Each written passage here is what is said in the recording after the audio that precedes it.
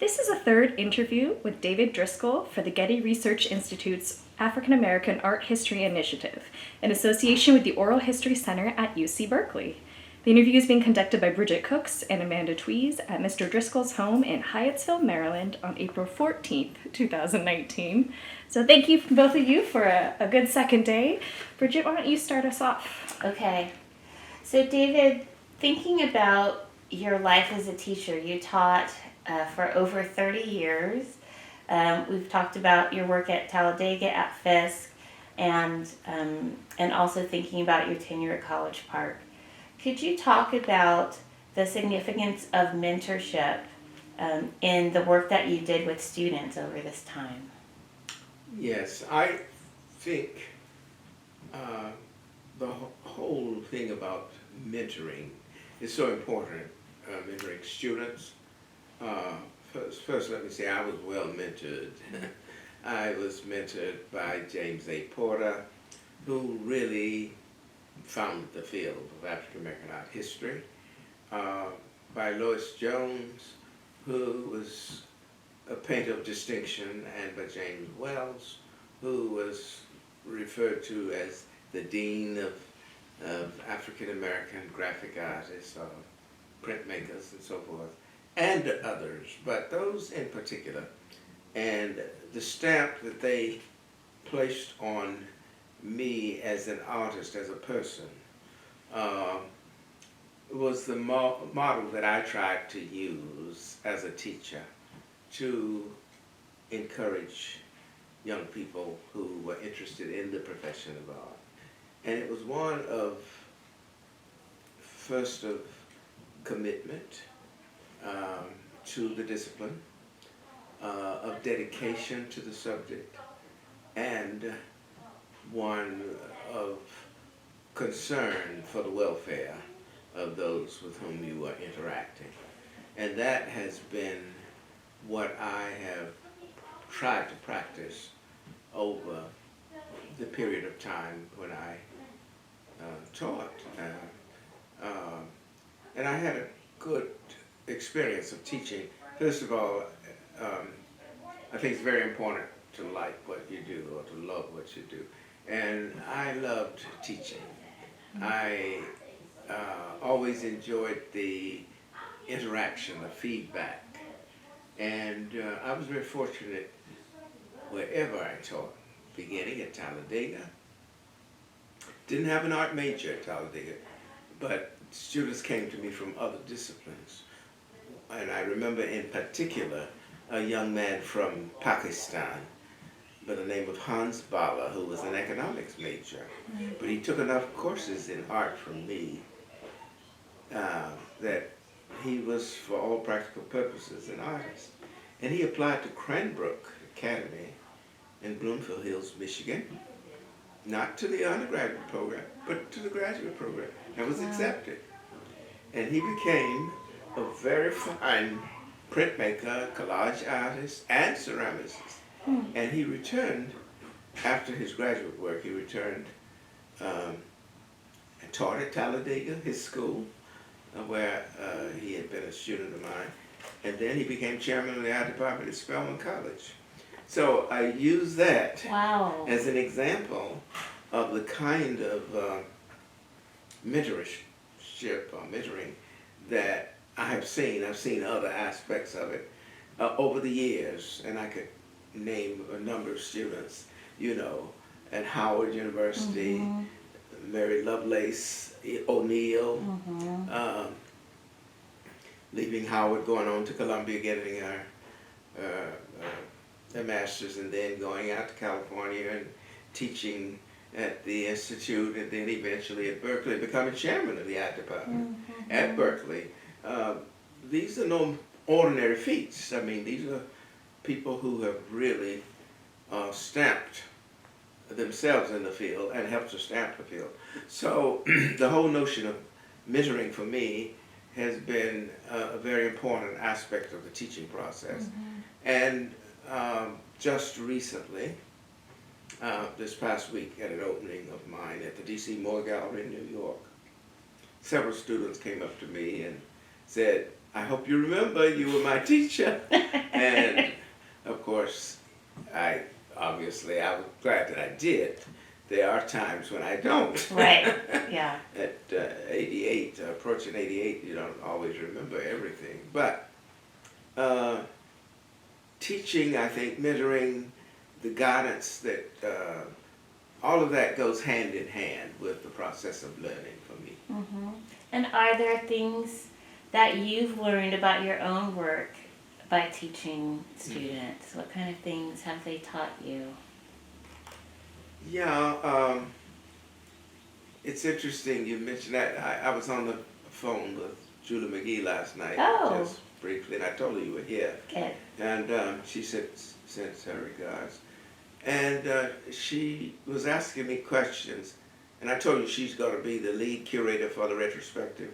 She told me that, yeah. Oh, okay. Last time I talked to her, which Right. is, yeah, fantastic. Well, I guess it was a conversation of assurance, or maybe reassurance, in the sense from her side.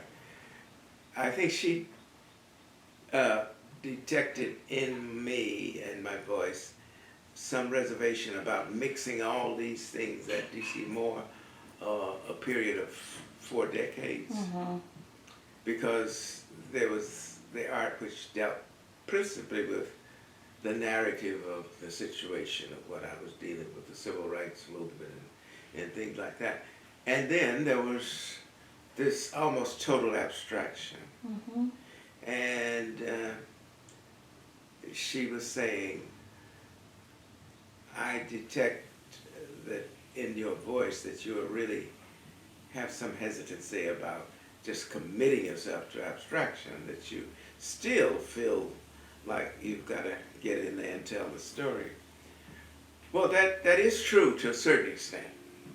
And only when I have allowed myself to just go blank and say, I'm not going to deal with the social scene and what have you, have I freed myself up to a form of abstraction and just pushed forward with color and design and the elements and so forth and so on. And I think back to, of course, you worked with publication on Alma Thomas. Right. And Alma used to say, oh, thinking will kill you. Stop thinking and paint. And sometimes I think about that. Don't get so carried away with narrating the thing. Let it just lead. And so for me, I think even at my age, I need to learn more of that. I'm still learning. Okay. And do you learn things about yourself or your sense of your work when you see your exhibitions? You know, thinking about, well, the show that you have up, but there's been many shows, or thinking about maybe what you hope to see in the retrospective, the bigger one that Julie's doing. Well, a number of people have said to me on seeing that exhibition, and there are like 4 decades of work there, they say, is this a mini retrospective? Well, we didn't think of it in that regard. I don't think it'll be the pattern for the retrospective. Okay. But I suspect it will duplicate some elements of that. This particular show, interestingly enough, does lean, I think, a little more towards abstraction than anything else.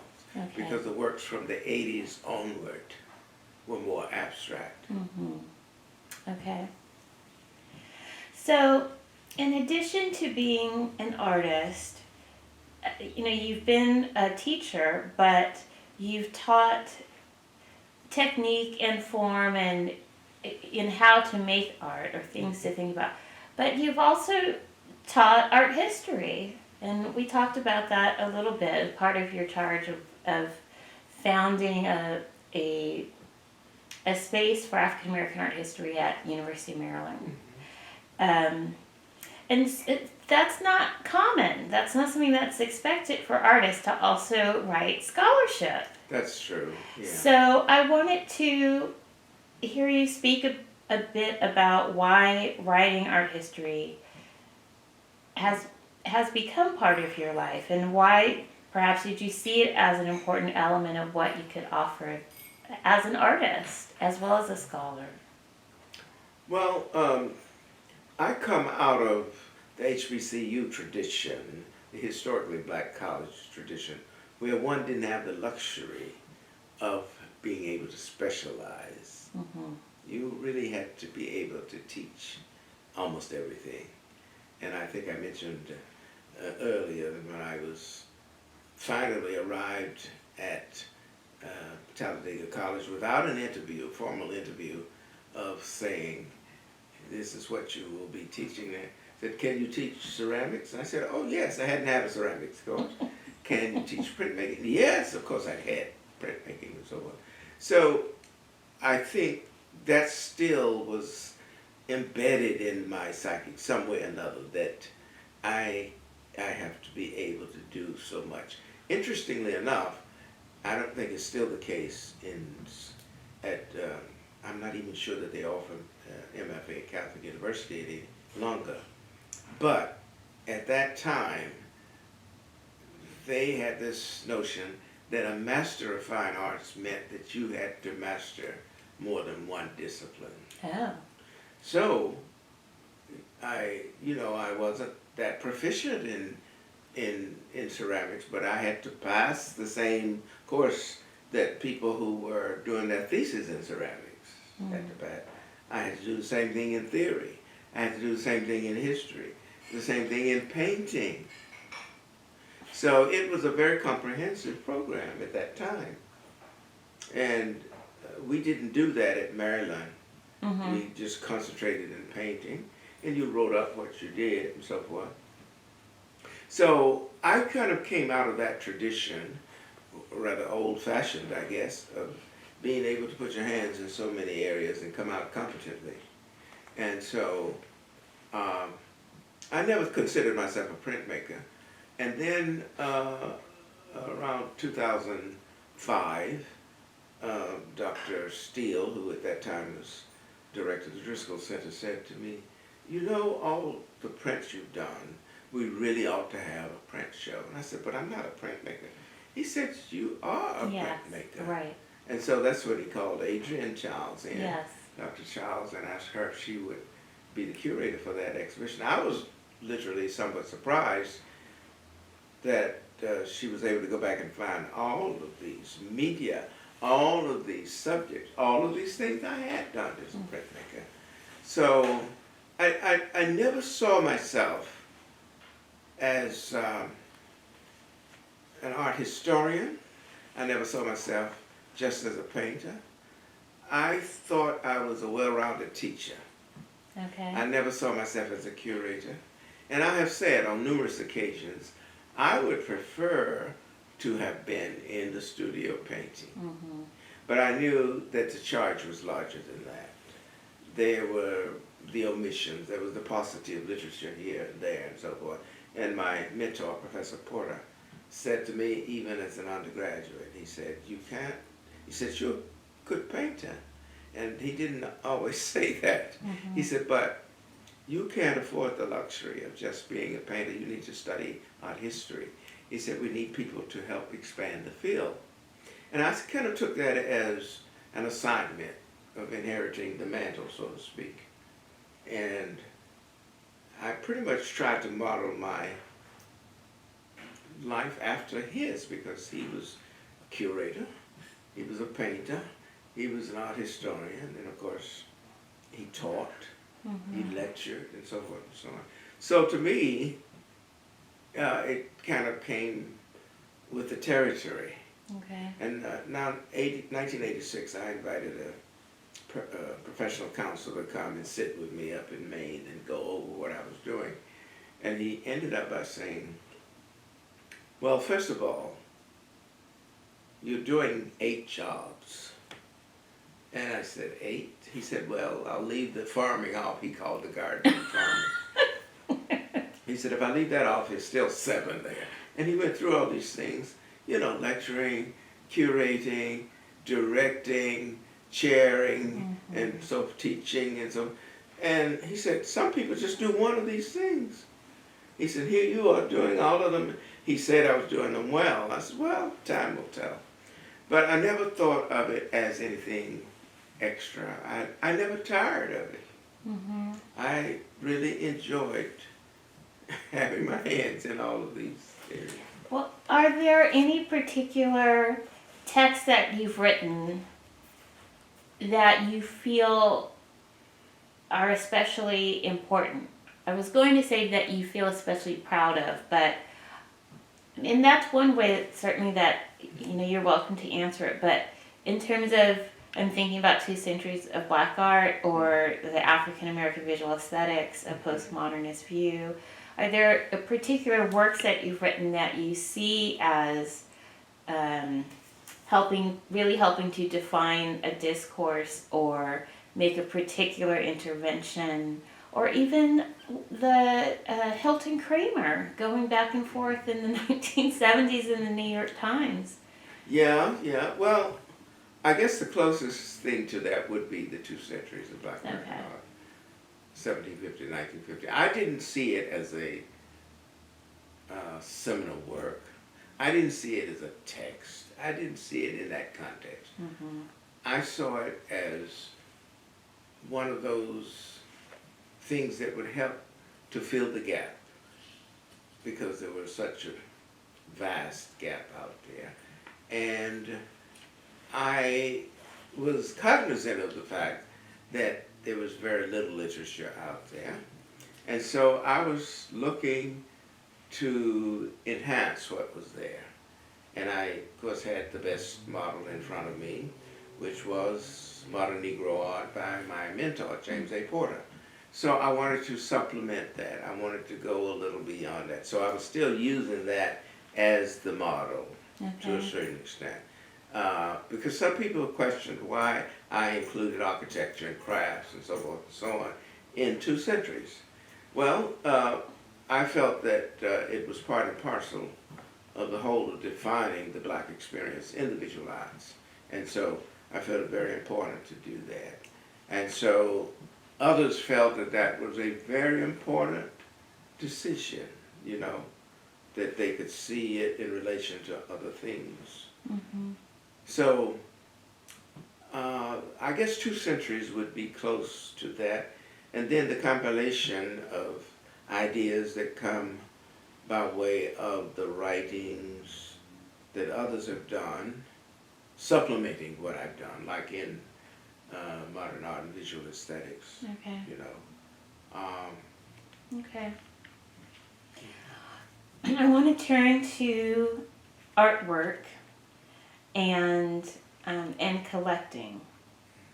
And so we have been fortunate enough, even in your home, to see a whole array of artworks from the 1950s until much more recent years till now. And I wanted to hear you talk a bit about, and I'll put it in these terms, the persistence of certain themes since the 1950s. I'm thinking about the natural environment and even, I think, biblical themes that appear throughout the decades. You also have work that engages with jazz, music, even more broadly perhaps, dance. And I'm wondering if you could talk about the persistence of things, but then how other themes, and when they become, and why they've become important to you in your work as an artist. Well, here again, I began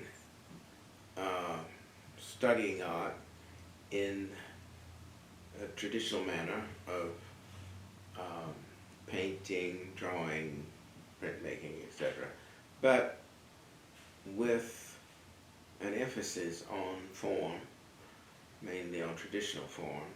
And it took me a little while to move that away from just the narrative thing, what you see, and so that it wouldn't be just imitation of copying or what have you, and putting my own hand onto it.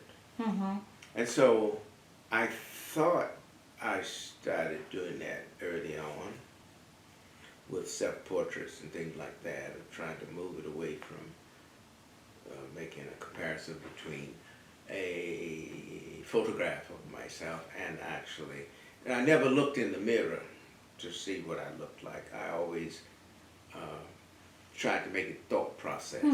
This is what I am now, and so forth, so on. And yet, it was important for me to try and incorporate all these things into one formula. And so, but I think, in spite of all of that, in spite of the concern I had for nature, for what was going on in the social scene, my teaching and all of that, studying of art history, wanting to look at other artists, the most significant aspect of it all was nature. Okay. My relationship to the world in which I lived, the environment. And there was a time when I did not want to deal with people as subject. And I mentioned that earlier. Nature was more inviting to me, and to a certain extent it still is. When I draw, I very often will incorporate aspects of nature, even if I am doing something that has to do with an abstract subject, because to me nature is a source. That's the world as far as I'm concerned. I have always felt that art for me was a very special gift. I used to say a priestly calling, in the sense that it's serious, and if one isn't serious, one shouldn't be involved in it. Should say it's a hobby and just go on and do it that way. But for me, it has always been very serious business. And I had the good fortune of being respected as a teacher, and so I had a license of sorts to move around and do all kinds of things with my art. I didn't go with a gallery consistently until 1993. So I didn't have to paint to be in the gallery. Right, I see. And I was invited. I waited until I was invited to come. You know, people would say, why don't you join us? And no. Because there were co-ops I could have joined and things like that. Okay. When I got an invitation and got the invitation at a place that I felt comfortable with and felt that I could trust, then that relationship became very much one where we had trust on this side and trust here. I have never signed a contract with a dealer in my life, and I had all but a confrontation this summer with a dealer who misunderstood my relationship to them. Okay. Not in New York. Never. That's always been a gentleman's agreement. And because I loaned 2 paintings to a local gallery from my studio, not from the gallery. Right, from And DC. the assumption was, well, this is exclusive. No, I don't do exclusives. At this stage of my life, I don't make my living selling my art. Right. So I'm not going to do any exclusives. So, and I learned that from people like Bearden and so forth, who was a mentor to me. Right. I mean, Romy was a great mentor to me in so many ways. And my understanding of what the notion of how art informs the world is that you, meaning the painter, has to have a very special vision. Otherwise, you're doing what everybody else does. Now, every artist looks at somebody else, and perhaps you might say, oh, that color, I'd like to be able to use that color. I'd like to be able to use that form. But if you take everything, you're copying. So that is not original. That is not real. So you've got to find a way to learn from that experience and at the same time make it applicable to what you're doing. so that it fits within your ring. And so that's what I've tried to do with my art. There was one period when I was very, very much influenced by Romeo Bearden, to the extent that I had a little show in New York. I don't even list it in my CV. In 1980, and this was the very first experience in New York. And it turned out being a very unfortunate one, because half of the paintings were sold. I never got 1 penny from the sale. What? It was like they saw me coming and said, well, I think I can get away with this with him. Anyway, but Romy came to that show. There were at least 17 African American artists who came to that exhibition this was in May 1980. And William T. Williams, Vincent Smith, Mel Edwards. I wish I had a photograph of all of them, but I didn't think at the time. And Tritobia Benjamin told me that she may have taken a photograph of us at that exhibit. And we do have her papers at the Driskell Center. Oh, good. Okay. So someday I'll take the time to go through and see. But anyway, make a long story short, I had a work in the show called Homage to Bearden. I think it may be in Julie's book. Okay. And it was a bit Bearden-esque in its makeup, the iconography of it, masks and hands and things, and it was collage. But I also had several other collages where I had started tearing the paper, and not photographs, but just my color and then tearing it, my color, tearing it. So Romy came up to me and he said, I don't want to embarrass you. He said, I'm really flattered that you think enough of me to say this work is homage to Bearden.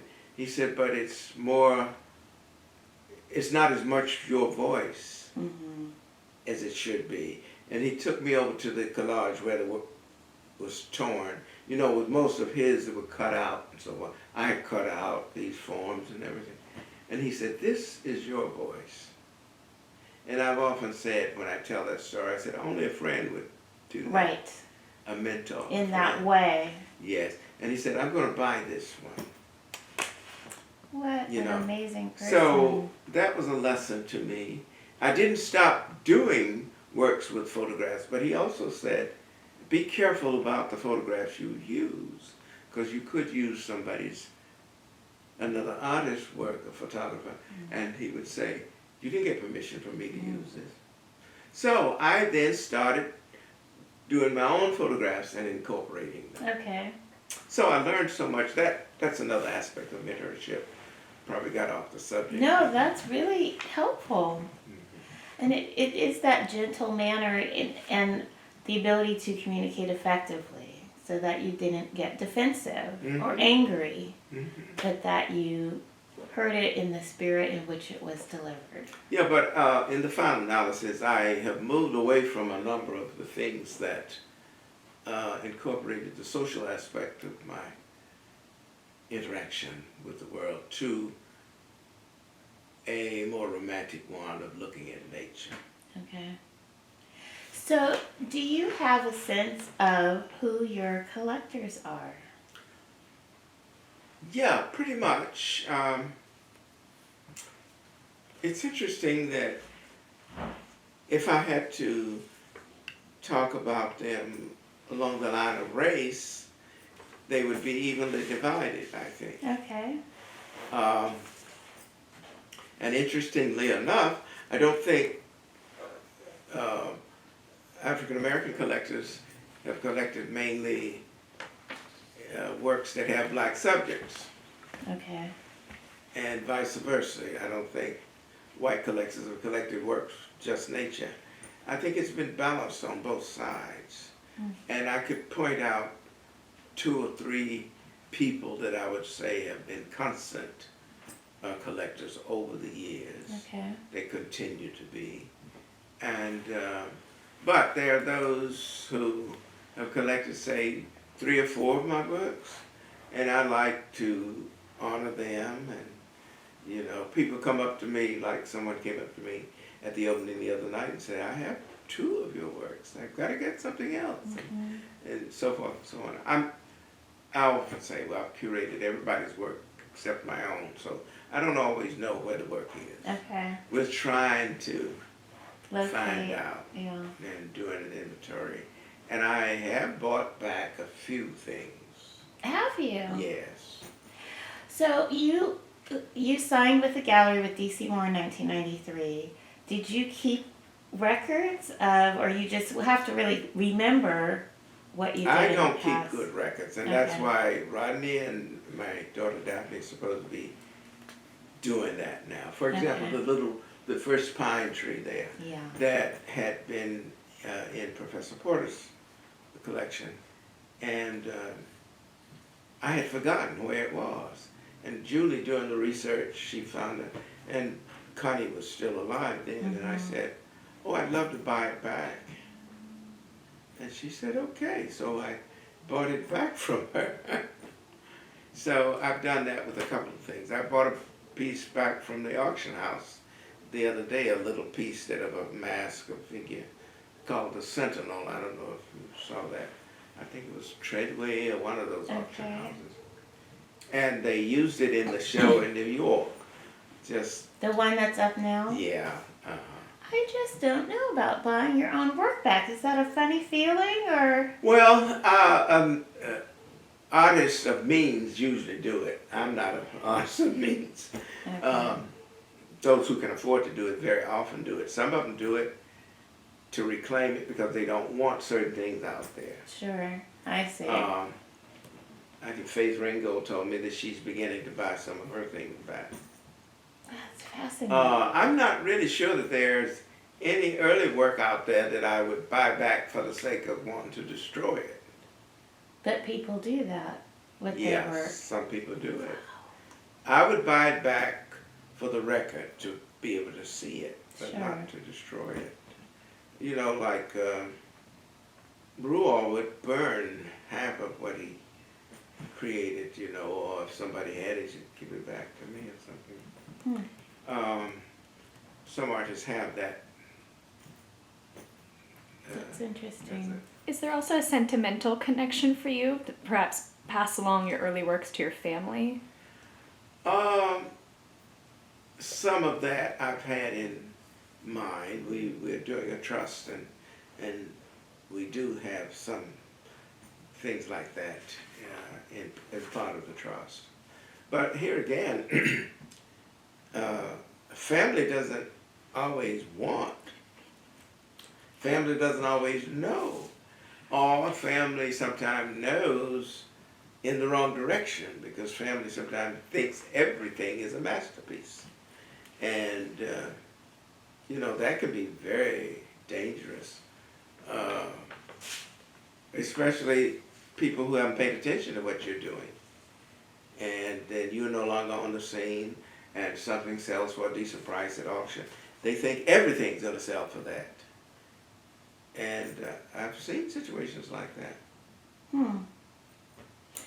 So I'd really like to, and the viewers who are watching this through, you know, the Getty's archive, of course, do not have the benefit of sitting where we're sitting now.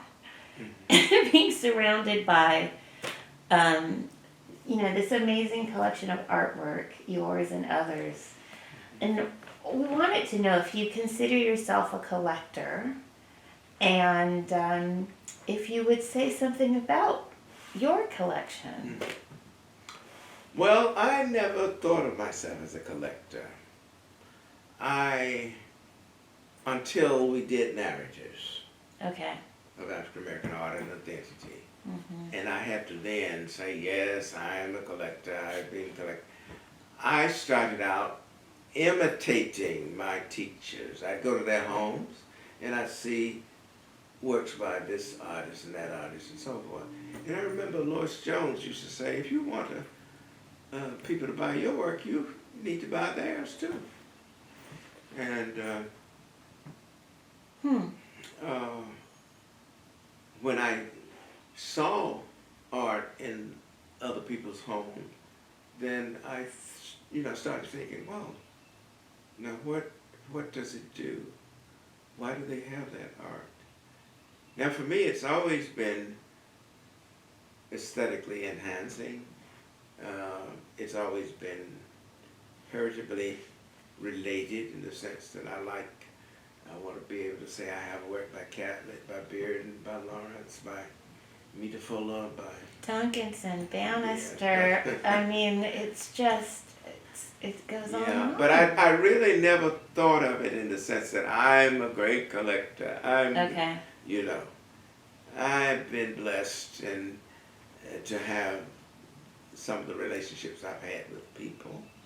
I could exchange with them and so on and so on. But most importantly, I think the great creator, because I think I have a good eye. Okay. And that has been more important to me than anything else. And I always said to my students, I said, if you don't think you have a good eye, then work at it. And try and cultivate whatever it is that makes you, and read Joshua Taylor's book, Learning to Look. Okay. And then you see him right now. Learning to look like, now I'm going to look and go out tomorrow and find a masterpiece. No. But you'll be better prepared to see.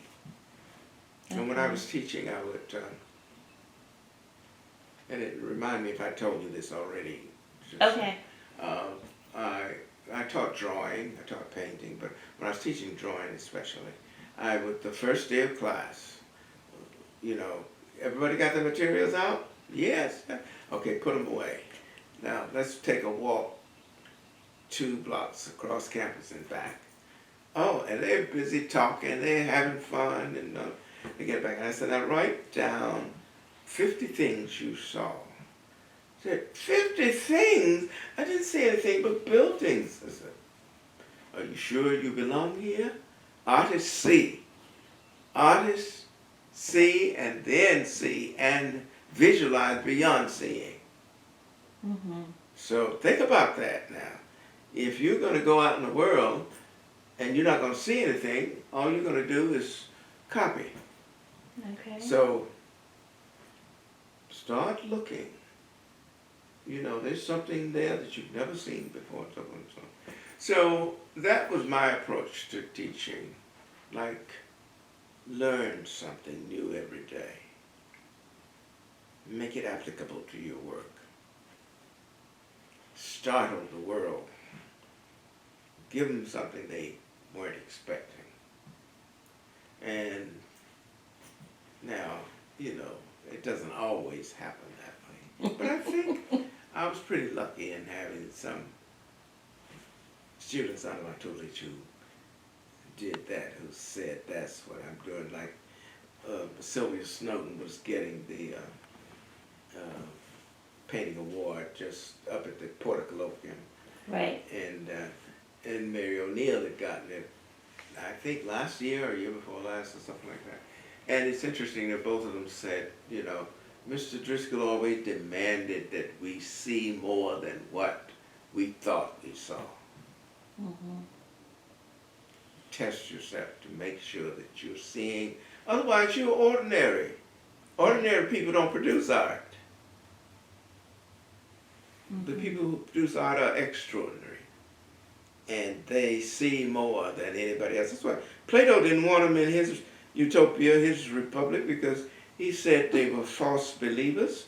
They pretended that things were there that weren't there. That's the visionary. That's the person who sees beyond the contour of time, beyond the context of the ordinary. And so that's what the artist is. Artists are the very first ones to be imprisoned by a regime that is considered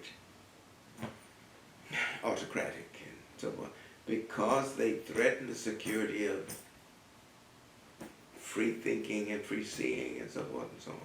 They disrupt the rhetoric of seeing to the extent that you intervene and challenge all these old things, nonsense that don't mean progress. So, if you're going to be an artist, don't be ordinary. That's so helpful. It's fun to think about that, and then also, I mean, I think for everyone to think about that, it's helpful, but also particularly looking at your work and the way that you've seen the world and the record, that you. And I want to see other people. You notice that's the only little piece of my work. That little Madonna ceramic there, and the little ceramics over there. But that's kind of inconspicuous.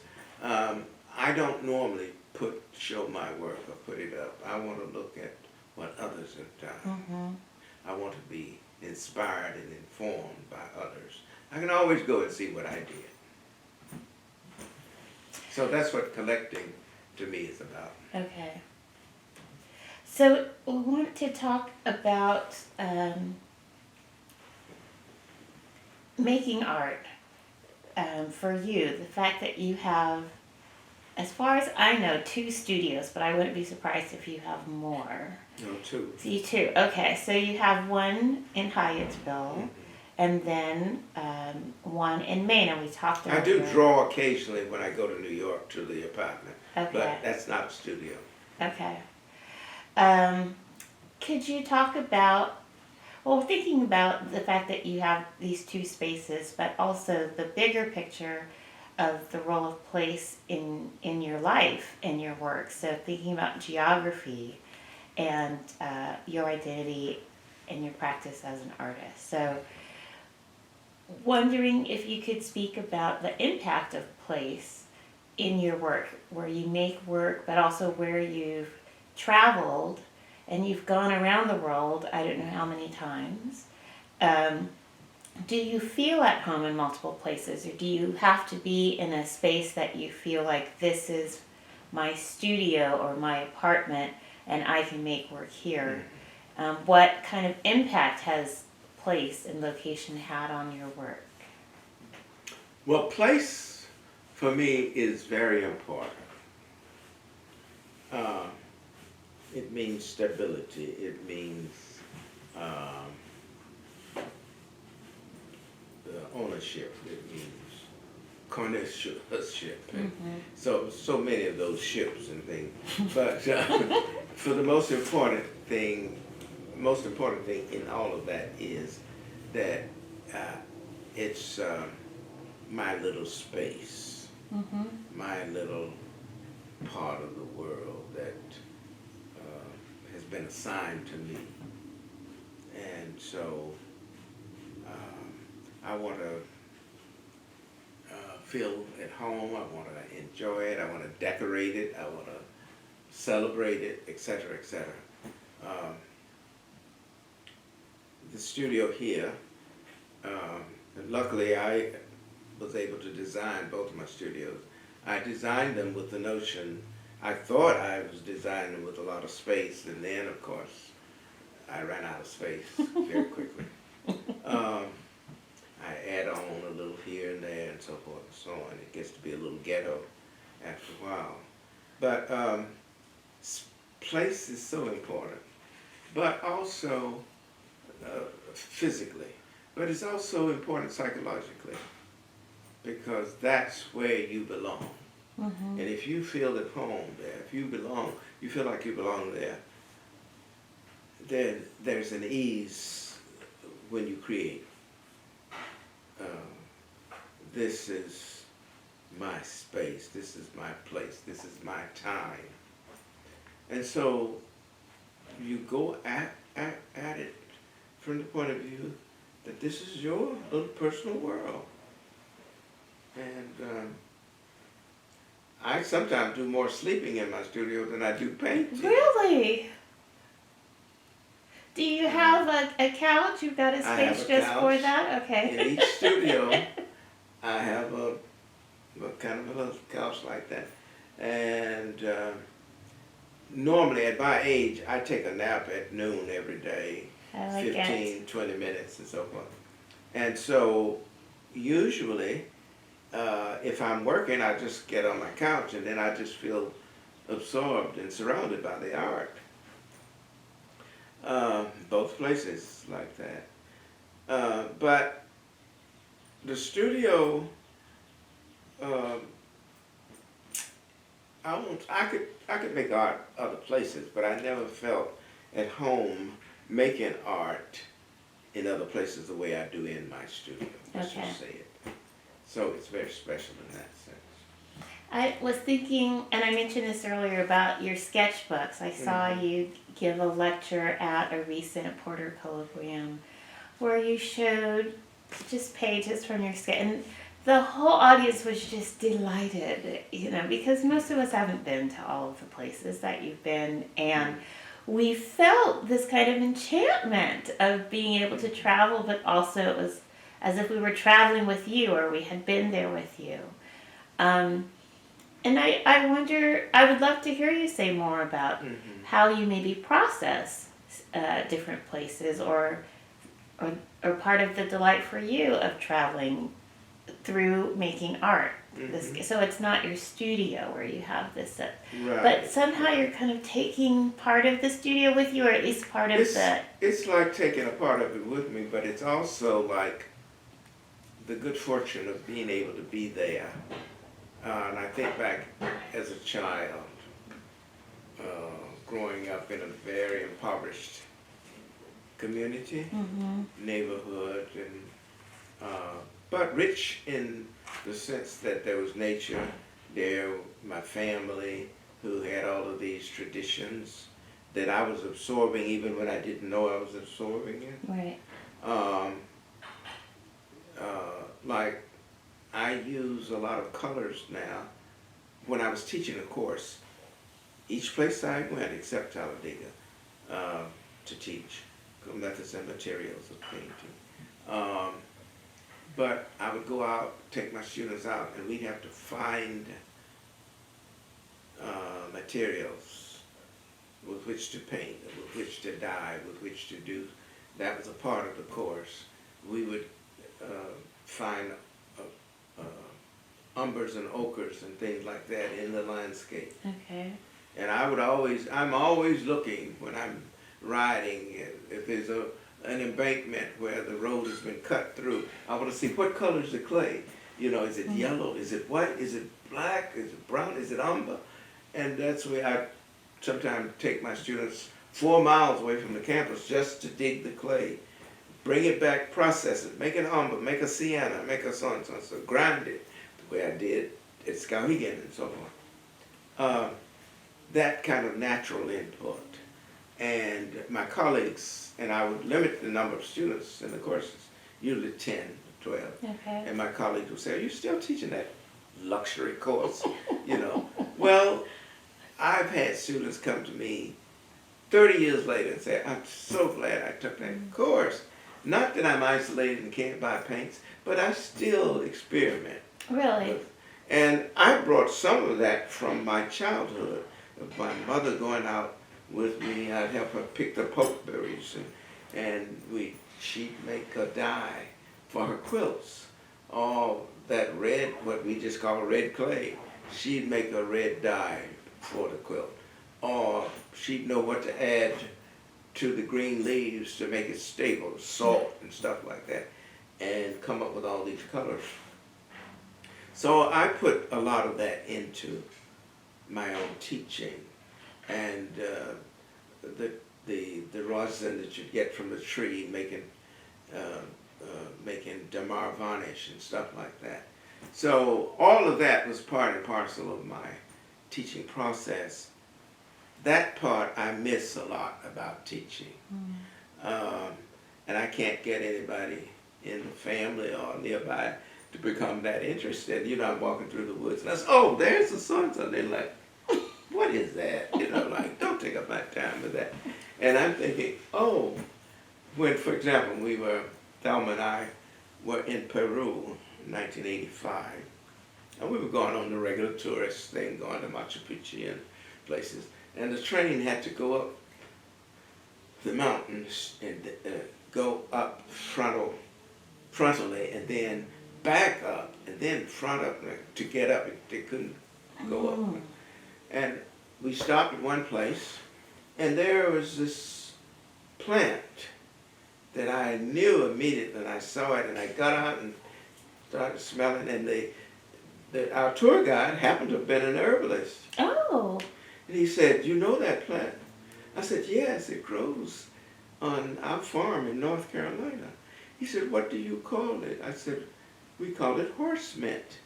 He said, "Well, we call it minta in Spanish." Okay. And he said, "But it's medicine for us." I said, "It's medicine for us." Wow. And I told him what we use. He said, "We use it for the same thing." So when I see a plant, it's not just, oh, it's so beautiful, there it is. It may be universal medicine for me because my mother taught me to look at it and its use, Right. that kind of thing. So you see foliage, you see leaves in my art, and very often that's homage to my mother, recreating that contact with her, kind of spiritual, now that she's no longer with us. Yes, I remember, you Right. know, you taught me that, so on and so on. And, you know, to a lot of people it doesn't make any sense, but.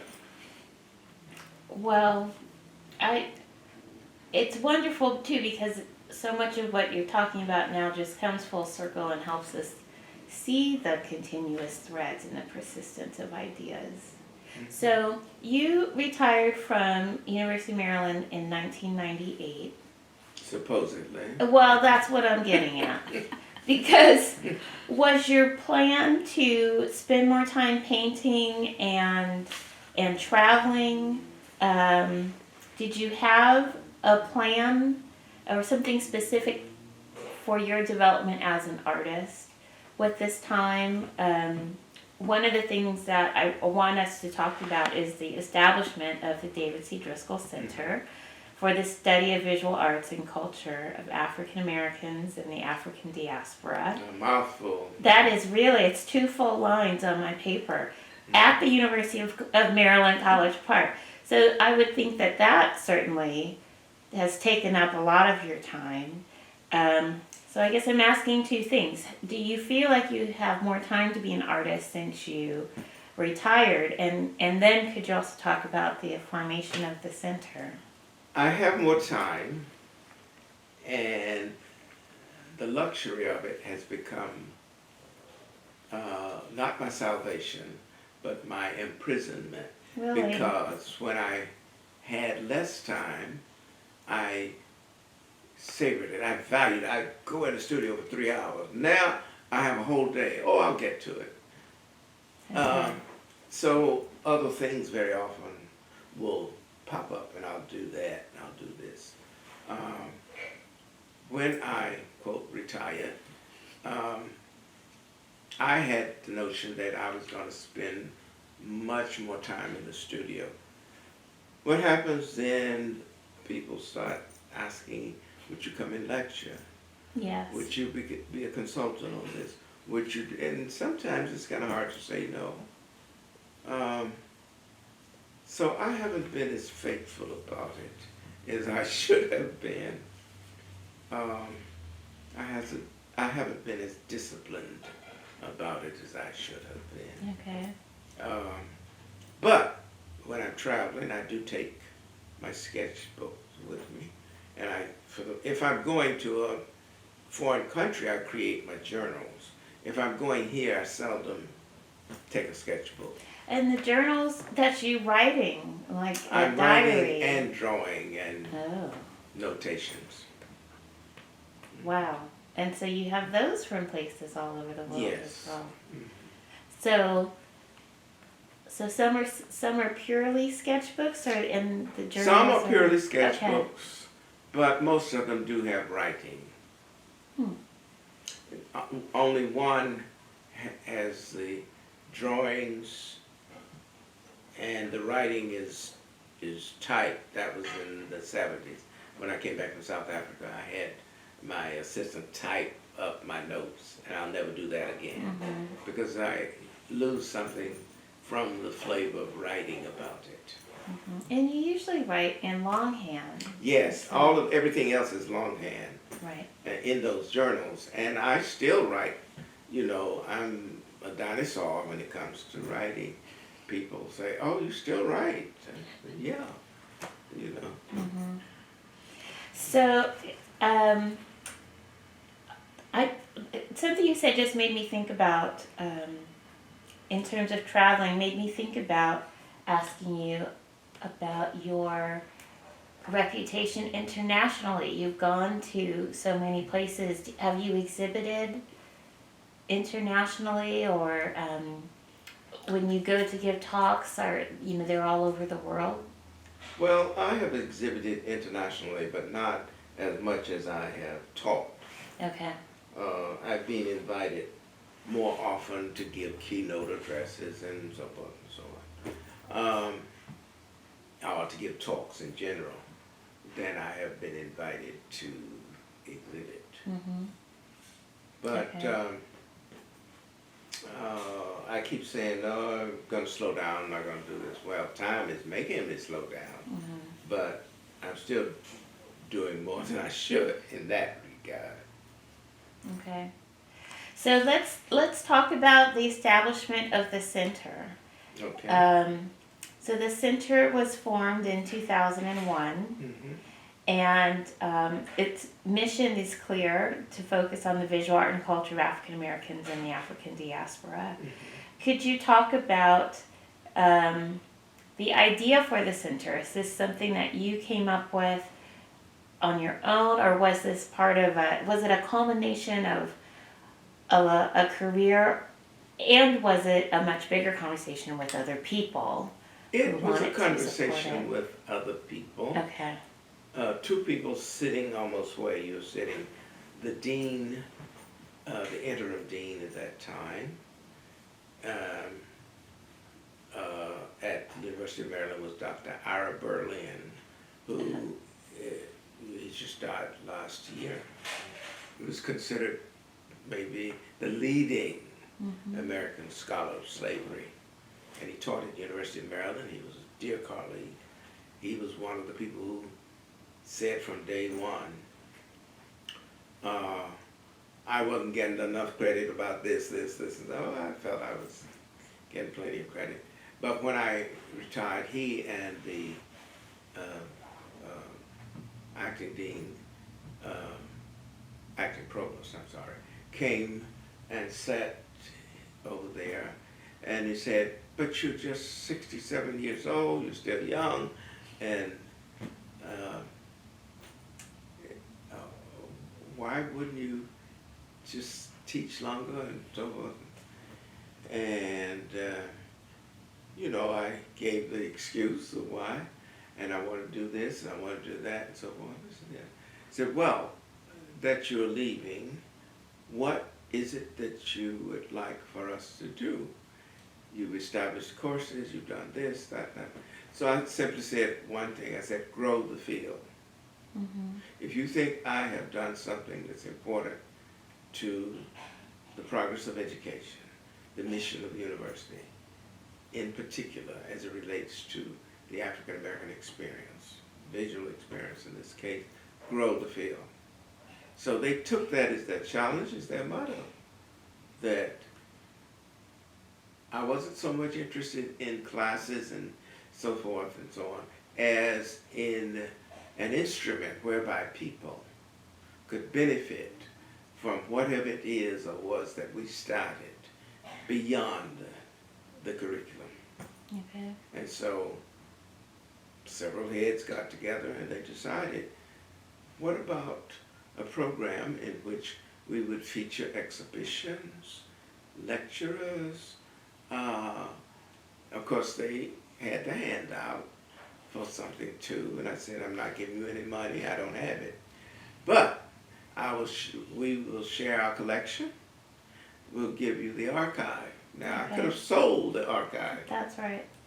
But I said, no. If you're going to do this and do it right and convince me that you're going to do it right, I will give you such thing. So we've given over 200 works by African American artists Maybe 50 of them are my own. Those were mainly drawings I gave, but I gave paintings and so forth. Mm-hmm. And then when other people learned what was happening, they started pitching in. Like after Benny Andrews died, his wife gave 157 works from their collection, not just African, but mainly African American, but a few other artists as well. Okay.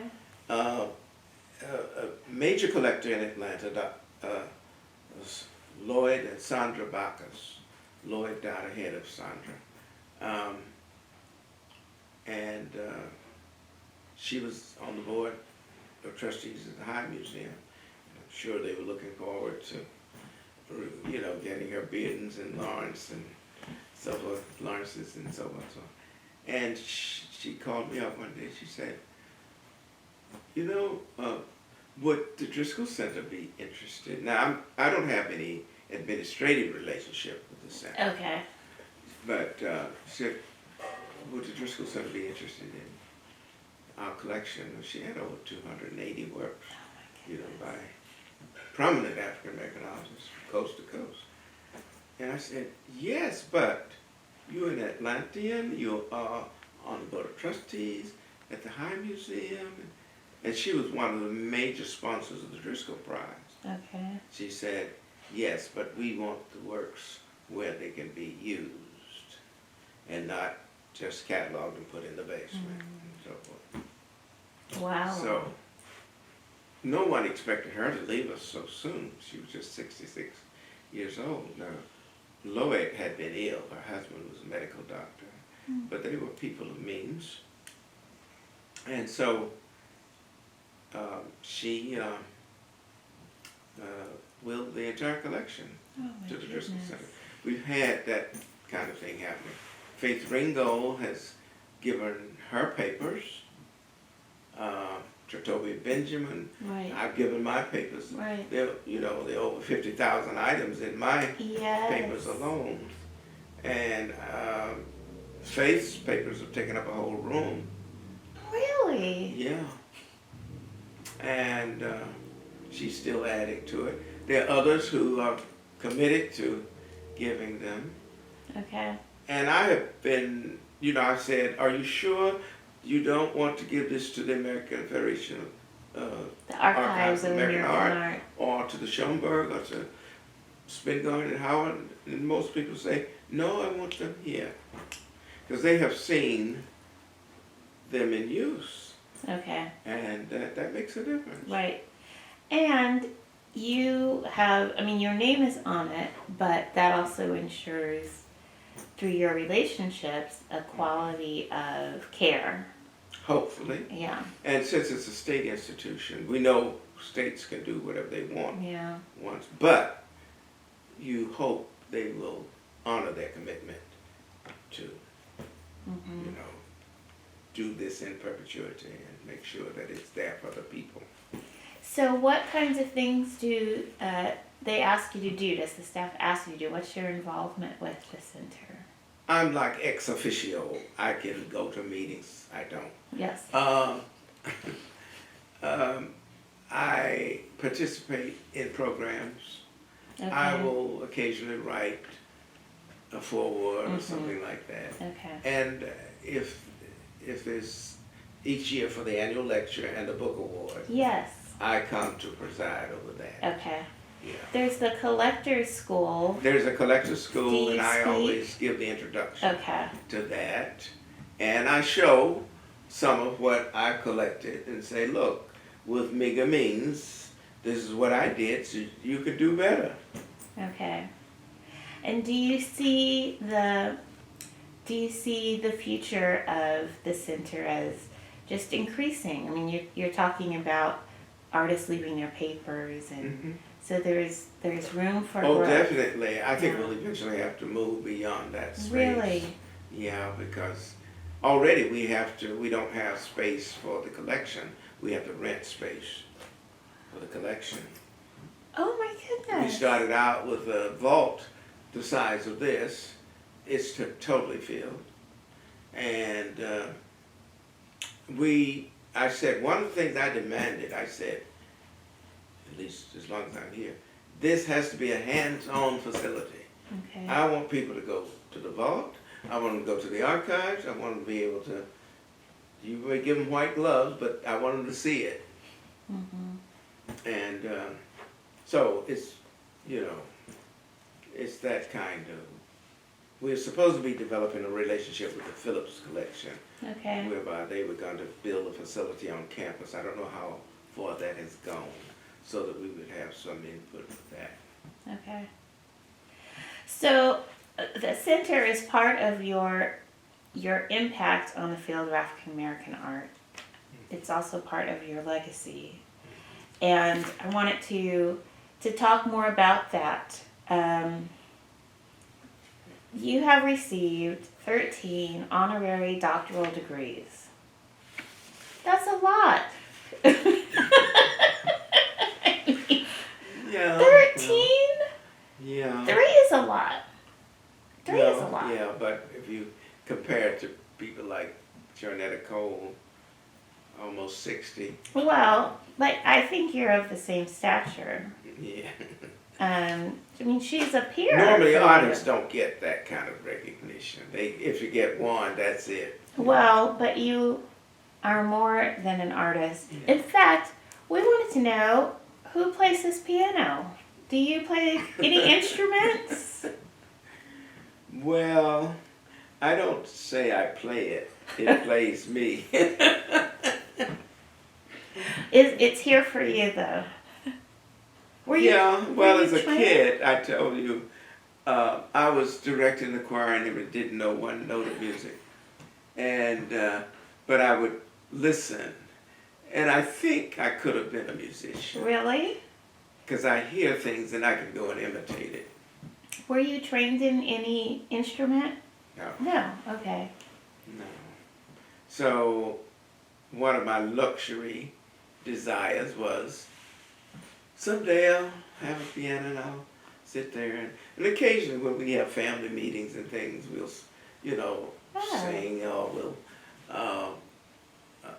old songs that are passing and I'll try and bring them out to pass them on to the family members. But in the film, have you seen the film In Search of Creative Spirit? No.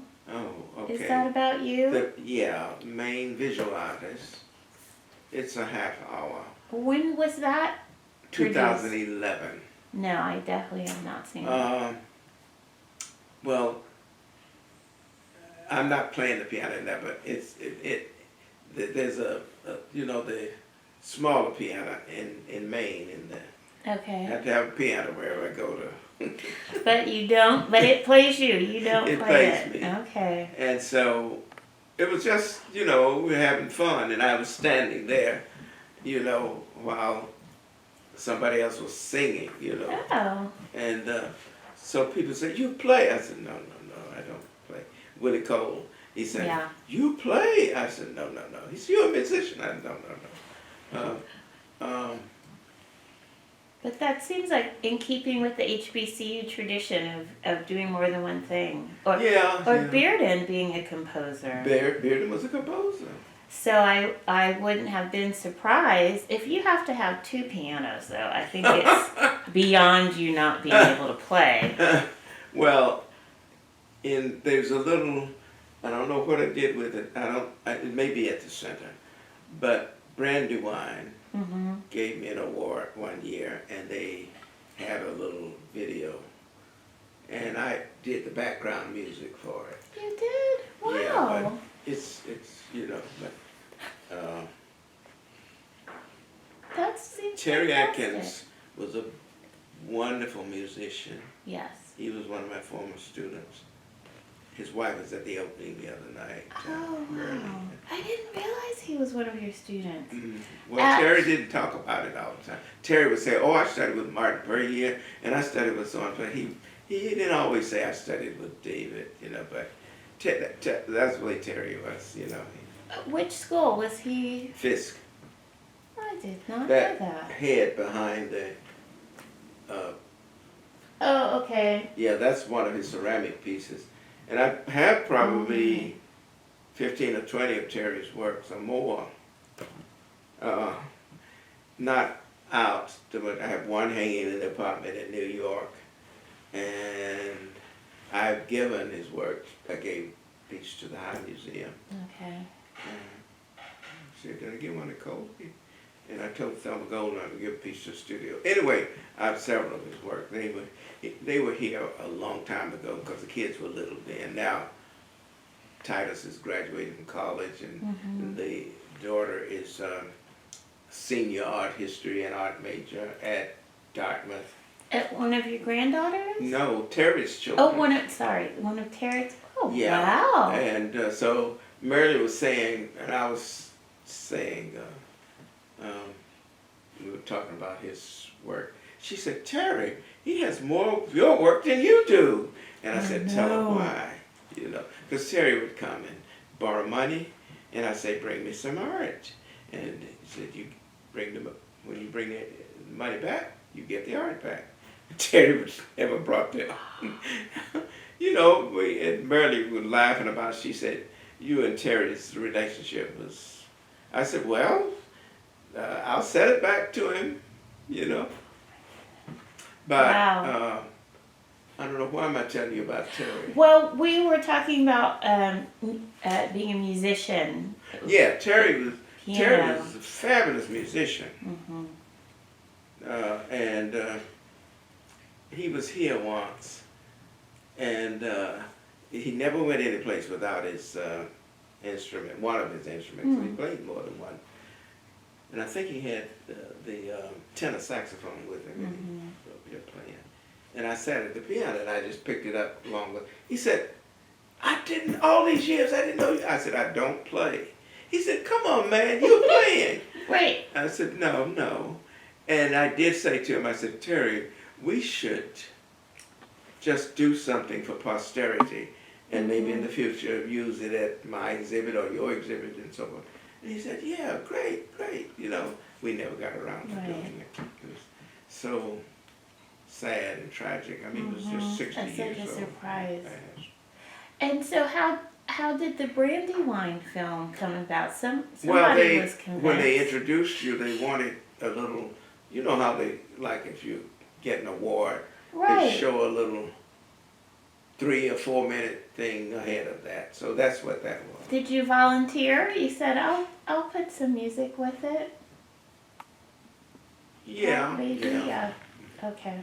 But I don't know where the film is. I don't think they have it. Really? Yeah, Okay.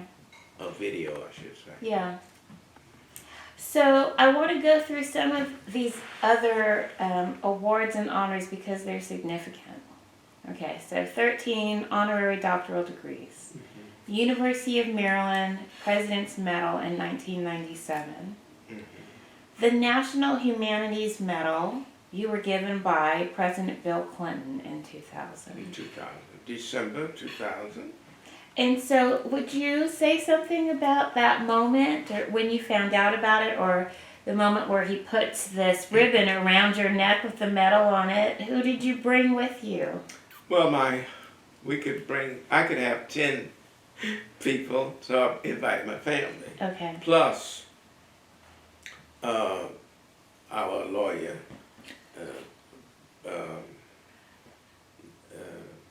Attorney Frazier, Larry Frazier. And see, my sister was alive, my older sister was alive then. Okay. I think Mr. Frazier was the only person outside the family. That he's a friend. Yeah, he Yeah. was a friend. And each recipient was allowed to bring at least 10 people, you know. Okay. So that was my little entourage. And at that time, Daphne's, my youngest daughter who works with me, her youngest child was perhaps 6 or 8 years old. Okay. And we have a picture of her when Mrs. Clinton is holding her, you know. And, Wow. you know. And it was an interesting situation to stand there and have him put that medal around your neck. It was at Constitution Hall. And the day before, we had been at the White House for a ceremony. And it was an interesting group that year. Who was it? Quincy Jones. Oh. Did you know him already? Oh, yeah. Yeah, Quincy. see? I have How a did I record know? cover I did with Quincy and the, what was it called? It was the Fisk Student Jazz Ensemble in the 70s. And Terry is playing in that. No! Yeah. I have to get this. Okay. Yeah, I did the cover and I did the lyrics for one of the. David! Well, I should be telling all Come of on! No, we want to hear everything. So the Fisk Singers? this. Or was it jazz ensemble? The jazz ensemble. Okay. Yeah. So I knew Quincy from way back, and then I'd occasionally see him at concerts and in relation when I was working with Bill Cosby and so forth. Right. And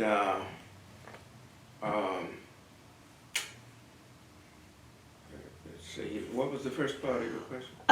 We were talking about the other people, Oh, the people. that were getting Yeah, the medal. Quincy, Maya Angelou. Oh, who you knew, of course. Yeah. I didn't know Barbara Streisand, but she was a recipient. And you got to talk to her or meet with Yeah, them. her family was right next to ours at the White House. So,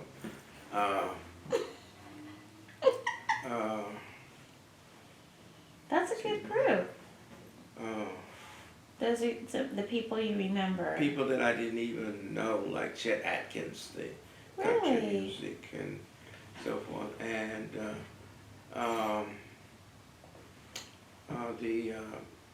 the violinist, he's Yo-Yo Ma? He played the cello. Cello. You were using this. Oh, you mean violin? yes, Oh. he has an arm, one of the arms slightly. Okay. We'll look it Isaac up. Perlman. Oh, Isaac Perlman. Yeah. Toni Morrison. Right. Who you would have known. So Maya Angelou and Toni Morrison and you and Barbara Streisand and Quincy Jones all in one room. Okay. It was an interesting group that year. That's And, amazing. So yeah. that was an interesting moment. It was an interesting moment, Okay. and a very, very interesting moment. And they chose for the local musicians, which I thought was really interesting, they chose the trombone band of the House of Prayer, Daddy Grace's. What? There's like 16 of these trombone people. It was amazing. It was fabulous. Well, I didn't know there was any continuance of Daddy Grace's. Oh yes, there's a great tradition there that in black community people don't always know about. Right. There's more visual and more audible than the Father Divine thing, which you hear a lot about. Yes. But it was quite a celebration. Wow. Okay.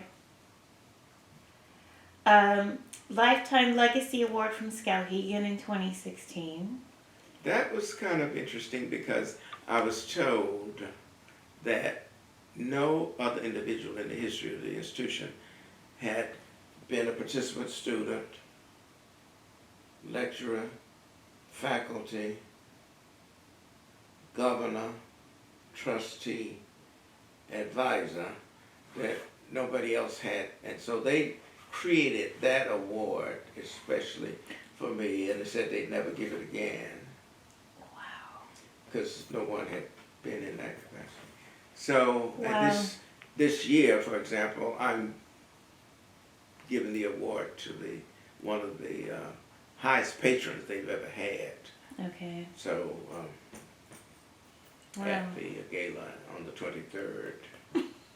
And then leave there and go right. The next day we head out down to Atlanta for the Driskell Prize. Yes, so we want to talk about that too. What I want to ask you before that is about being elected to the Academy of Arts and Sciences just last year in 2018. So what tell us about that? Well, that's supposedly the creme de la creme. It is. That's what I've been told. And I'm busy telling everybody. President Obama was in my class, because Wow. he was in the same. Delma Golden, Rick Powell, President Obama. Was it another situation where there was an event where you were all in the same room? At Harvard, they have this ceremony every year where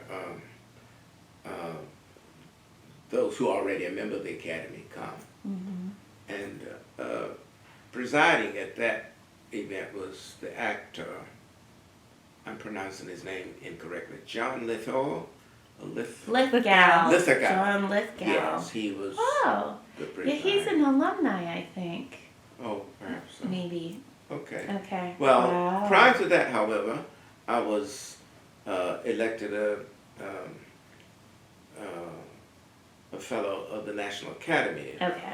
in, I think, 2007. Wow. But this, the oldest such honorary society in the United States, founded in 1780 by John Quincy Adams in that group and so forth. I don't think they envisioned my being inducted, but That whole crowd, yeah, probably. Thomas Jefferson and rolled George Washington, over. all of them, Yeah. Okay. I think about it, my dad said, no, I refuse to be George Washington Driskell because Right. he didn't free his slaves. Right. So Well, yeah, tides have James turned. Bowdoin, who was the founder of Bowdoin College, he was the first president of the academy. Oh. So, and Bowdoin is one of the institutions that gave me an honorary degree. Wow. And I taught at Bowdoin one semester Mm-hmm. in 1973. And that was an interesting experience, but mainly because they had never had a course in African American art history. And in that course that year, in that class, was a young man who became a major collector of American art, Alvin Hall, Mm-hmm. Kenneth Chenault, Okay. who is kind enough to always say, well, I wouldn't be a collector today had I not taken your class, Jeffrey Canada, who founded that big school in Harlem, and so on and so on. Okay. And Bowdoin had just become co-ed at that time. I see. Wow. But I have the relationship with Maine that's very Right. interesting. That was one of. Colby and Bowdoin. Okay. They all claim me, North Carolina claims you as the prodigal son also. Yeah. So let's talk about two of the prizes that you've established. So I will say that I was the first person to receive the James A. Porter and David C. Driskell Book Award in African American Art History. Yes, So you were. thank you very much for that. Yeah. And I make sure that people read that whenever I'm introduced at different events. So that was very meaningful for me. But We had the 5th this year. We don't give it every year, okay, and it's really based on what we consider the very, very top scholarship, And this year was Will Haggard, okay. who wrote The Butler. Yes, and all that. I got an email about that. Yeah, Will but Haggard was good. his book, I Too Sing America and so forth, and Harlem Renaissance is made. Top notch. Yeah. Okay. I think even establishing that award helps to bring attention to the field, so that it's about, of course, art history and American art history, but that there are scholars that are really trying to follow, the lead of many people, of course, including yourself, who have been writing to establish a particular kind of focus. that needs to be on people's minds, right, as we look forward. There's also the Driskell Prize at the High Museum of Art, established in 2005. Right. And we wanted you to talk about why this was important for you to establish, and also what's the connection between you and the High, and thinking about Atlanta as part of your geography. Well, I had to search for it at first, Okay. but after they convinced me, I said, oh, well, that makes sense. I was born in Georgia, Yes. and the High Museum, being a Southern museum, had a record of its past history was not glorious in the sense of race relations. Sure. Hale Woodruff did a lot to help move that forward, but it wasn't enough. And I think it was interesting, to know that when 2 centuries came along, 2 Southern museums took 2 centuries, as well as LA and the Brooklyn Museum. The High Museum, 1977, and the Dallas Museum.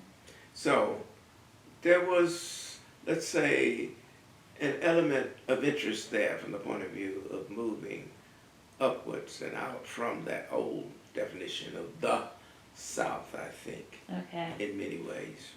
And so by the year 2000, there were several African Americans on the Board of Trustees at the High Museum, one of whom was one of my former students, a gentleman by the name of Ed Brown. Okay. Ed Brown was an activist in the civil rights movement. He was one of my students at Howard. He was in that class with Jesse Norman and Stokely and Mary O'Neill and Mary Lovelace and Lou Stovall and Wow. Sylvia Snowden and so on. And Ed kind of kept his hands in the art thing from the point of view of dealership. He had a joint kind of dealership with a gentleman in New Orleans at one time, but when he moved to Atlanta, he kind of let go. But he still had this great interest in the art. Okay. His brother was Rap Brown. Right. H. Rap Brown. H. Rap Brown. 2 totally different personalities in the sense of their cultural aspirations. Okay. Let's leave it at that. So Ed, being on the Board of Trustees,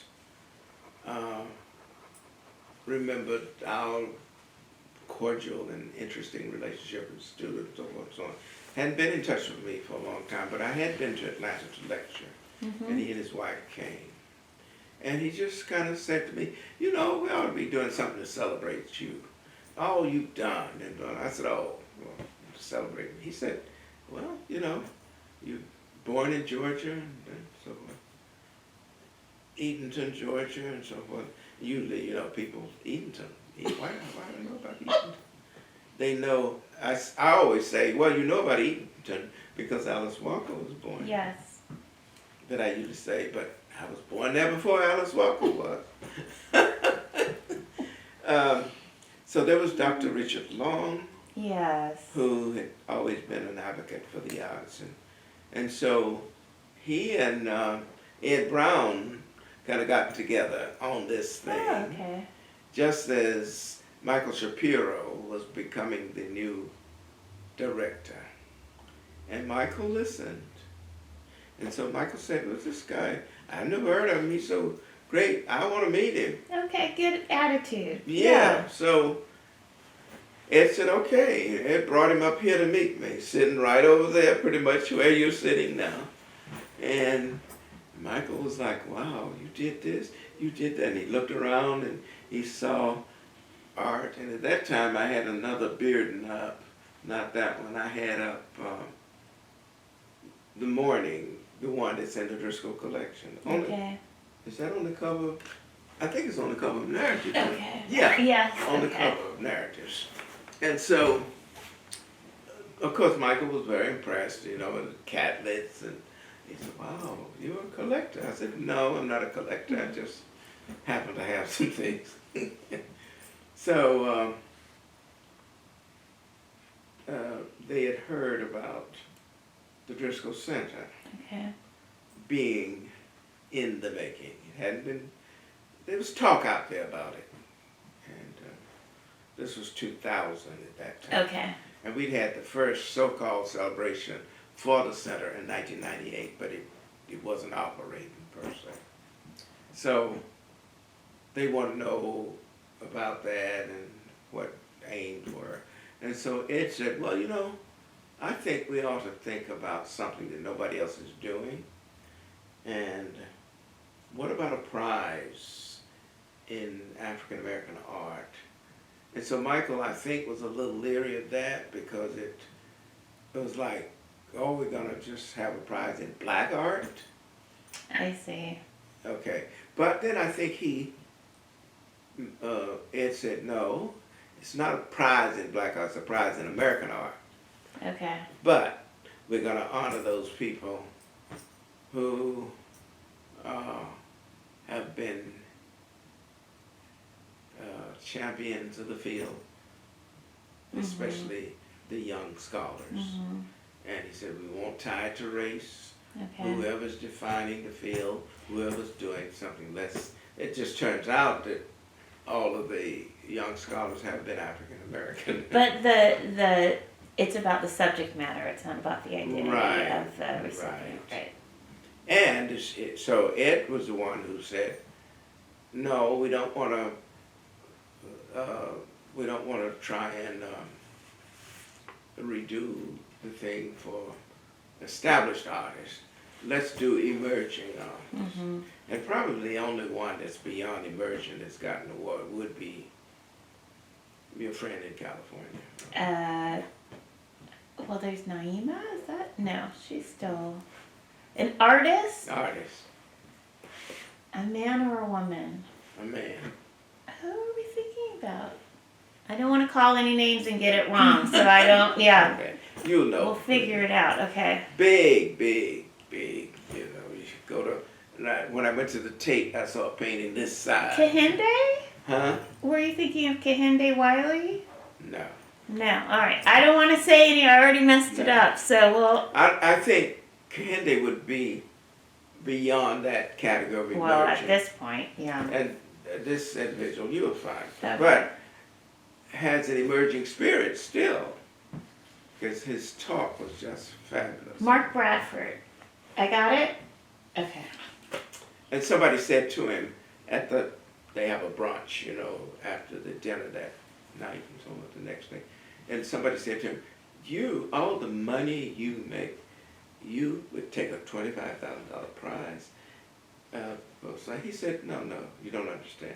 He said, I'm here because I'm standing on the shoulders of people like David Driskell. He said, I wouldn't be here if it weren't. I mean, he gave a lecture almost just on that subject. You know, he's so great with his He talking. is. He's I don't want to say articulate because right. It's a loaded word, but he's very loaded. Clear. He's very and clear. thoughtful And thoughtful and precise. concise. Yes, good. Okay. And so when he finished explaining to him, okay. Right, it's also not about the money. No, it wasn't about the money. This isn't money for people to live on. Indeed. And some, like Lyle Ashton Harris said, I will be able to do such and such a thing with this, because this is big money. Yes, it now, is. to Mark, it wasn't big money. But he will do something with that He money will do to help. something He with has it. art and He'll practice. put it back into those That's kids he brings That's right. into his program. Mm-hmm. So I had no problem with it, but I don't have anything to do with who gets the prize. Mm-hmm. They don't consult me. They call me up and say, we give the prize to so-and-so. So that's fine, because I don't want anybody coming to me saying, Yeah. oh, I should have. Of course, they do that anyway. When am I going to get the prize? And I want to say, never. And then all you have to do is show up with Thelma. Yeah. And have a glass of champagne and enjoy the event. Mm-hmm. Yeah, that's nice. So, we've been very pleased to be a part of that. and to see people's careers take off even more, having had that experience and so forth. Yeah. So, well, we're coming to the end of our time together. So I have a few more questions. Okay. I wanted to hear you talk about. We talked about some of this. I was thinking the most current show, the one that just opened 2 days ago. I think you've talked a little bit about that already, and then looking forward to the About bigger what now? retrospective. The Resonance Show at DC yeah. Moore. Mm-hmm. Recently, you contributed to the catalog for Soul of a Nation, Yes. and you had work included in one of the iterations of the exhibition in Brooklyn. And yeah, so your work, you're still making work, of course, and then Yeah. your art is still being shown in different contexts, and you're still writing. So, you know, again, we're talking about, you know, aging and the evolution, but you haven't slowed down. So this doesn't really, it's hard to apply some of these questions to you because you seem to be consistently busy in one way or another. But are there new directions in your work, or are there maybe even just things that are inspiring you? It doesn't have to be something new, but something that is inspiring to you. I'm still searching. I'm trying to find new ways of expression. Not necessarily new approaches, but new ways of expression. It isn't easy when you're 88 years old because you've gone through a lot. So sometimes one has to look back and try and reconnect and say, did I exhaust this form? Do I need to return to it? How can I build on something that I just barely touched upon 30 years ago? And so is there something that you've come up with for yourself? I'm beginning to see something. Okay. It's still in the mind's eye. I have to translate it through causation. And one of my students said, "What's that?" That's the rationale, the raison d'etre. That's how you take it from idea to object. Okay. And you got to take it through all those stages to make it believable. I said, if you don't take it through all those stages, the formal cause, the material cause, the efficient cause, the final cause, that's why critics can say it ain't no good. Because they can look at it and say, doesn't fit that, doesn't fit that, doesn't fit that. What is it? You know.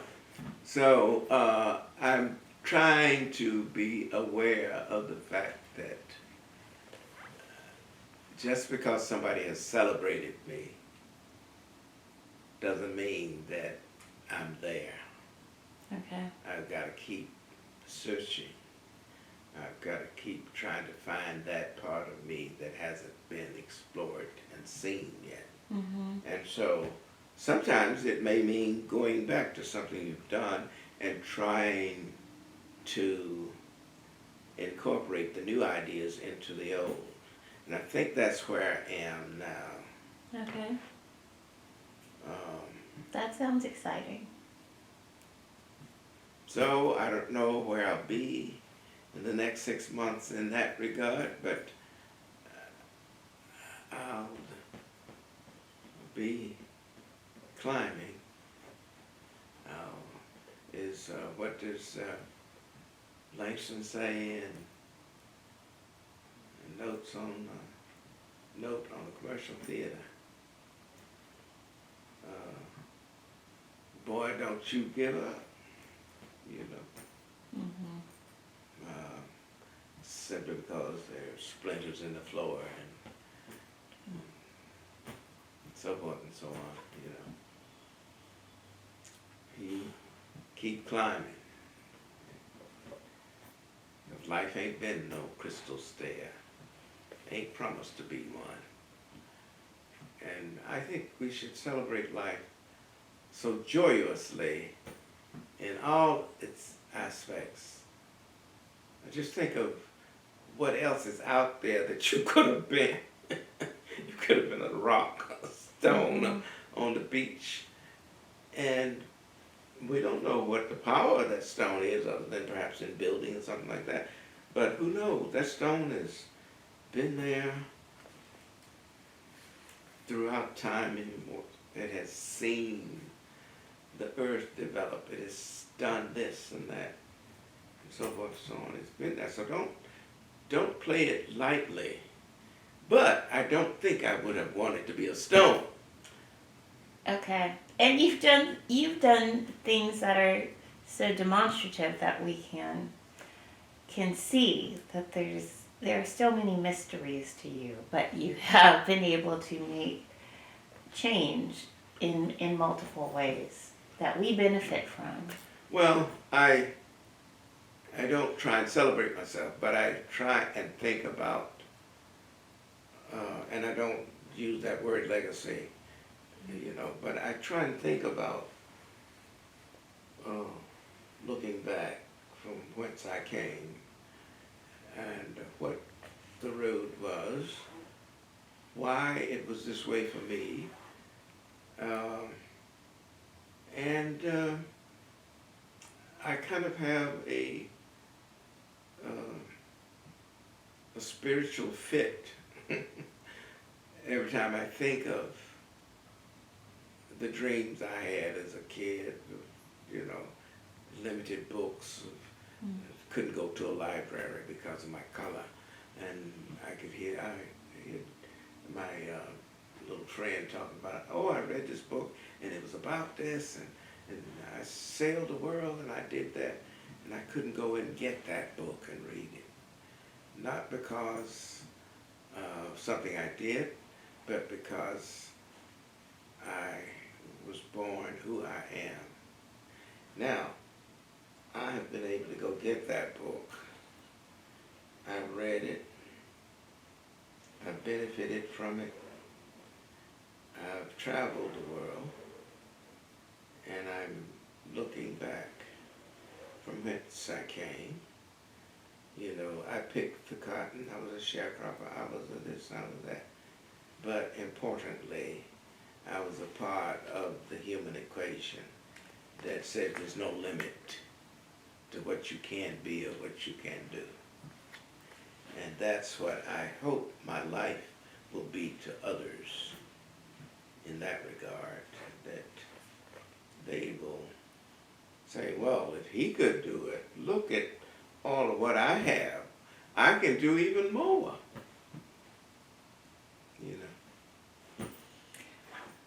Thank you, David.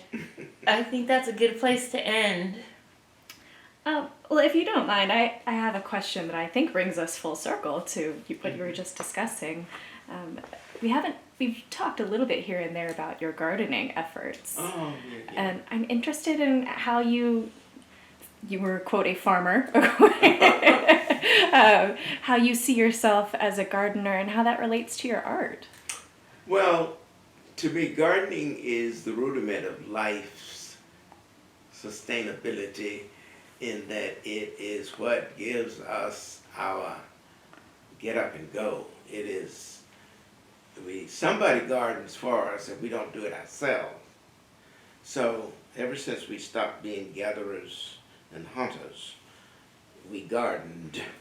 We settled down and said, this is my plot, and on this plot I will plant my seeds, which incidentally I have to order my garden seeds, because I go to Maine next month to put the vegetable garden in. And so gardening for me is creative, but it's useful, it's functional. It has all of those things which contribute to the good life, and that's what we're all in search of. How? Well, one has to have an interest and be inquisitive how that little mustard seed is going to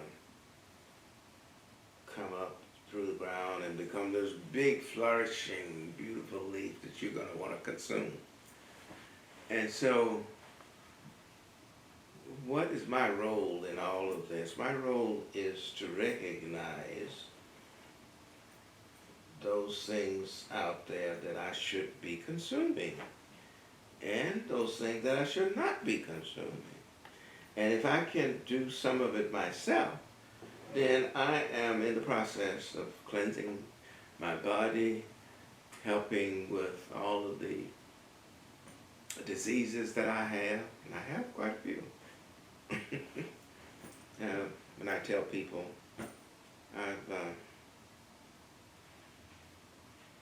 what is the song that, is it Yolanda Adams who sings it, or is it? What's the lyrics? What are the lyrics?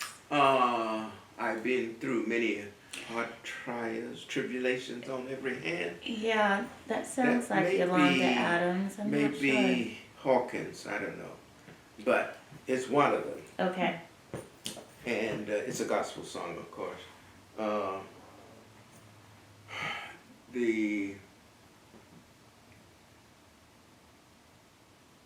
tests that I think everybody has in life, the living, sustaining oneself, etc., etc. And I tried to look at illness, disease, etc. as a part of the test, not something to pull you down. I've had to deal with 2 forms of cancer at the same time. And I'll tell you a funny story. Well, we probably don't have time for that. We have time for a funny story. There's always time for a funny story. At the groundbreaking ceremony for the National Museum of African American History and Culture, President Obama and the Bushes and all of them, then there was a reception at the White House. So we all, not we all, but some of us went over and were standing in line, and Dr. Cole, that line was fairly long, and Dr. Cole and her husband came around. I said, come get in front of me. She said, no, Brother David, you can't do that. I said, get in front of me, you're going to be. So she and JD got in front of me. And this was February 22nd, 2012. Okay. And, there've been marvelous performances and everything like that. And so we were all lined up to get through the check to get into the White House and so on. And so, Dr. Cole is poetic and dramatic, and there's so many wonderful things about her you can't describe. She's not one-dimensional in any way. But we're talking about our problems and health-wise and so forth. And she describes what she's been through, and I said, yeah, but I had to deal with 2 forms of cancer at the same time. And she said, Brother David, do you think the good Lord would give you something ordinary like the rest of us? You are not an ordinary person. Why shouldn't you have 2 forms of? And I was like, when she finished lecturing to me, I was like, oh, I'm so happy I have 2 forms of cancer. She's Wow. She said, you are here, and look at you. Who knows it? Yeah. I said, well, you know it now. She said, no, the good Lord not going to put more on you than you can bear. And I told my doctor over at Georgetown, he did say to me the last time I was there, he said, you're approaching 88 years old. And he said, we've never had anybody who didn't have to have medication for this particular form. And he said, maybe you're going to have it. Who knows? And I kind of joked. I said, I called his name. I said, but I have another doctor. He said, you do? And I said, yes. And he was like, well, you didn't tell me. He didn't say that, but I said, yes, Dr. Jesus. And he looked at me like, oh, Here we go. oh, here we go, you know. So, anyway. That's a good story. Those are both good stories. Yeah, but I didn't answer your question. Well, I'm thinking about you gardening and your connection to nature through your art and your childhood. It's essential to me. The first thing I do when I go to Maine is I get my hands in the dirt. From dust and dirt thou camest, and thus and dirt thou goest. You know, I've got to be part of that process. And I grow all of these lush vegetables and leaves and things like that. And my nephew Rodney will come out to the garden. He's afraid of a bee. And he'll run down to Whole Foods and spend whole paycheck when he could get. I said, but this is real organic. He says, it's not USDA inspected. I said, oh, come on, please. And you're a master gardener, right? So a master gardener, you have to feed how many people from seed? What's the... They have a formula. I never go by it, but Okay. but people tell me I am. Okay. And then I grow fruits, you know. I have, and most people in Maine don't realize that you can grow peaches in Maine. So I have 6 peach trees, I have 2 pear trees, I have apple trees, plum trees, so forth. So then we can a lot of our products and bring them back here to eat them for the rest of the year. So gardening is, to me, like painting in a way. It's a part of the process of this kind of creative spirit that I feel so close to. And can't wait to get there, and I go to the garden before I go to the studio. Really? Yeah. And all of those trees have been planted since you bought that land in 61? I planted those trees. Wow. And I cultivated the space for the garden. You know, because mostly the pine trees and other trees are there where the house is surrounded by.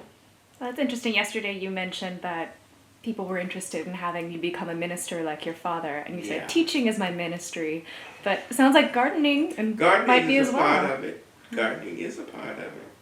It's a part of that kind of spiritual regeneration that comes with the natural process for me.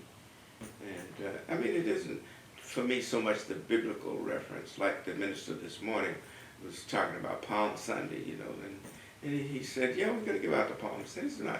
He said, I want to preach about the donkey.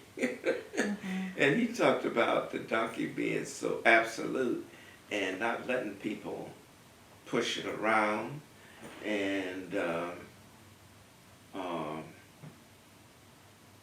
kind of stubborn, as we would say, in its orientation, but has its own will. So then when they passed out the palms, he said, no, you can still call it Palm Sunday. He said, but I hope you want to consider calling it Donkey Sunday too. That's cute. Is there anything else you'd like to add that we haven't covered in all our time together? Well, maybe the final say is none of this I could be doing without family.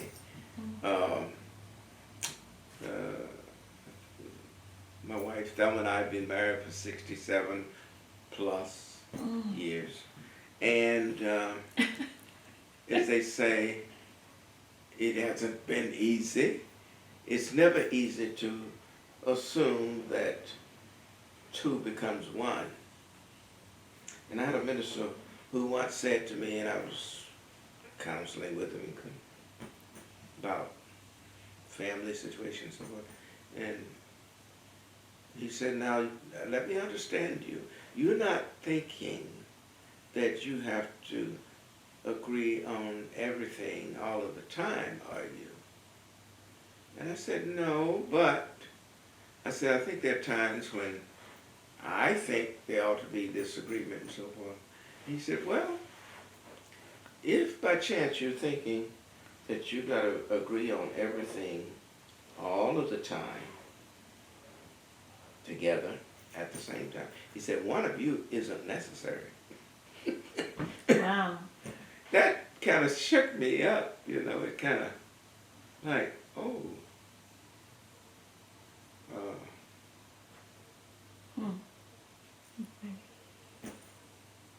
He's no longer with us, but I still think about that. And I had a friend also who once said, you've been married 50 years? What? Wow. What's it like to be married 50 years? I said, well, I never think of it in those terms.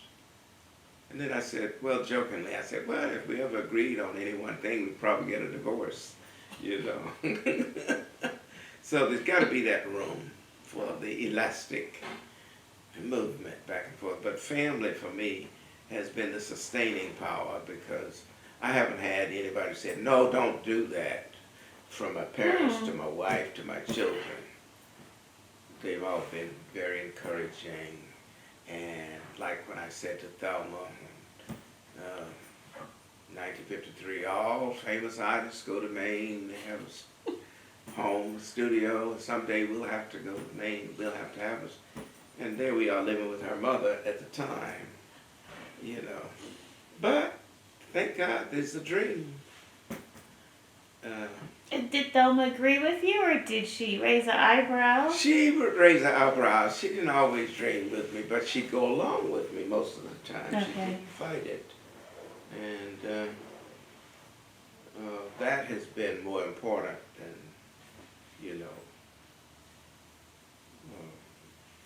what it probably being made out to be. Mm-hmm. Okay, well, you go ahead and see. Mm-hmm. Always members of the family. I wouldn't let my husband go out there by himself all the time, doing this, doing that. Well, that's narrow thinking. Because if it's for a good cause, one day you'll be able to do it and join in the chorus, so to speak. And those people who are being critical are going to be still sitting where they were, That's a lovely way to think of it. And that's all. All right, no, I don't have anything else to ask. Thank you so much. Thank you. Well,